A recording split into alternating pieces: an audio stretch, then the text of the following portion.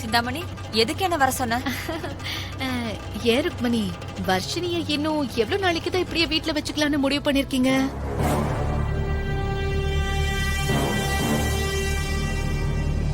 என்ன சிந்தாமணி, திடீர்னு இப்படி பேசுற? பின்ன என்ன ஆண்டி, நீங்க அமைதியா இருந்தா வர்ஷினி கல்யாண விஷயத்துல உங்களுக்கு எந்த பிரச்சனையும் இல்லைன்னு சொல்லி எல்லாரும் அவங்க வேலைய பாத்துட்டு இருப்பாங்க. உங்களை பத்தியோ வர்ஷினி பத்தியோ யாருமே யோசிக்கவே மாட்டாங்க. அசோக்குக்கு கண் பார்வை வந்த உடனே கல்யாணம் பண்ணிக்கலான்னு சுபத்ரா சம்பந்தி தானே சொன்னாங்க. அத்தை சொன்னாங்க, சரி, அது எப்ப ஆண்டி நடக்கும்? இத பாருங்க ருக்மணி, இந்த விஷயத்த தள்ளி போடாம நேரா எங்க அண்ணிக்கிட்ட போய் தட்டு மாத்திக்கலாம்னு சொல்லிடுங்க. நான் உங்க பொண்ணு நல்லதுக்காக தான் சொல்றேன். அவ இந்த வீட்டு மருமகள் ஆகணும்னா நீங்க தான் முதல்ல ஆரம்பிக்கணும்.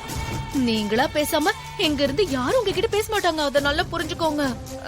நீ சொல்றது புரியுது, ஆனா சம்பந்தி கிட்ட போய் நானா இத பத்தி எப்படி பேசுறேன்னா தெரியல. நீங்க தயங்காதீங்க ஆண்டி, நான் சொல்ற மாதிரியே பண்ணுங்க. அத்தை உடனே சரின்னு சொல்லுவாங்க, நீங்க வேணா பாருங்க.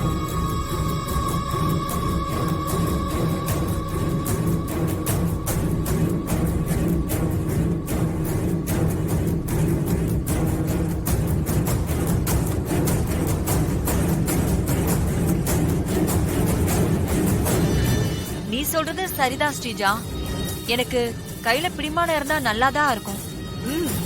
நீ சொன்ன மாதிரியே நான் சம்பந்தி கிட்ட பேசிடுறேன். சரி சரி, ஓகே.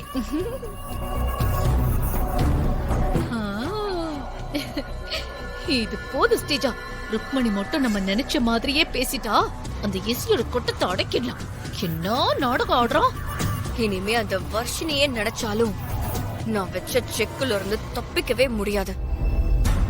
இசை இதுல இருந்து வர்ஷினிய எப்படி காப்பாத்துறான்னு நானும் பாக்குறேன். அந்த இசைய துரத்துனா எல்லாமே சரியாயிடும். அதுக்கான முதல் விதை தான் இது. இது முதல்ல நடக்கட்டும், அதுக்கப்புறம் இது ஒரு காரணமா வச்சே அந்த இசையை இந்த வீட்டை விட்டே துரத்திடலாம்.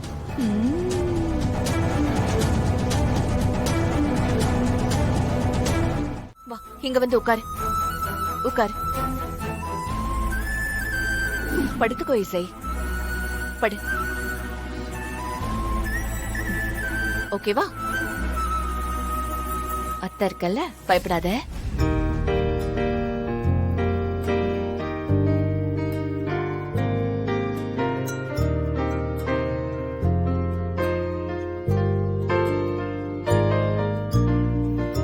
ஆராரோ ஆரிரரோ அம்புலிக்கு நீரி வரோ,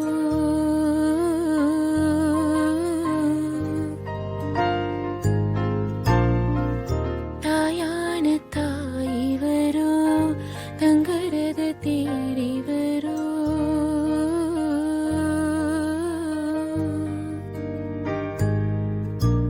மூச்சுப்பட்டா நோகும் முன்னு மூச்சடக்கி முத்தமிட்டு, நிழலுப்பட்டா நோகமன்னு நிலவடங்க முத்தமிட்டு, தூங்காமணி விளக்கே தூங்காம தூங்க கண்ணே, ஆசை அகல் விளக்கே அசையாம தூங்க கண்ணே, ஆராரோ ஆரிரரோ ஆரிரோ ஆரிரரோ.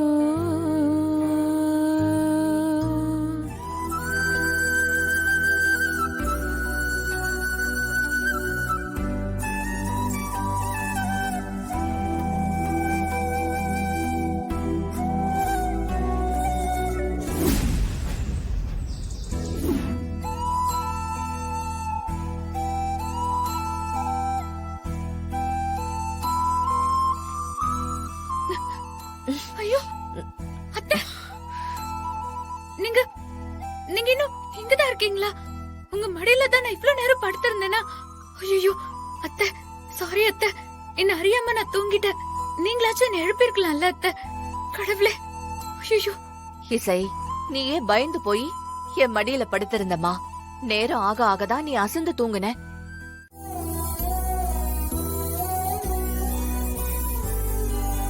இசை, உனக்கு பயப்படுற மாதிரி கனவு ஏதாவது வந்ததா? நீங்க என் கூட இருக்கும்போது எனக்கு எந்த பயமும் இல்ல அத்தை. சின்ன வயசுல அம்மா மடியில தலை வச்சு படுக்கும் போதுதான் நான் இந்த மாதிரி ஒரு நிம்மதியை உணர்ந்திருக்கேன். அம்மா என்னை விட்டு போனதுக்கு அப்புறம் இத்தனை வருஷம் கழிச்சு இப்பதான் என் மனசுக்குள்ள எந்த பாரமும் இல்லாம நிம்மதியா தூங்கின மாதிரி ஒரு ஃபீலிங் கிடைச்சிருக்கு அத்தை. அத்தனா இன்னொரு அம்மாதாம்மா. என் மருமக எப்பவுமே எனக்கு மக மாதிரிதான். நீ சந்தோஷமா இருந்தா அதுவே எனக்கு போதும் இசை. நீ சந்தோஷமா இருந்தாதான் என் பேர குழந்தையும் சந்தோஷமா இருக்கும். அப்புறம் உனக்கு குழந்தை பிறந்ததும் அதை என்கிட்ட கொடுத்துடணும். குழந்தைய நான் பத்திரமா பாத்துப்பேன். எனக்கு என் பேர குழந்தைய வளர்க்கறத விட வேற என்ன பெரிய வேலை இருக்கு? நீயே சொல்லு. சரி இசை, நான் கீழே போறேன். நீ சீக்கிரம் ரெடி ஆயிட்டு வந்துரு.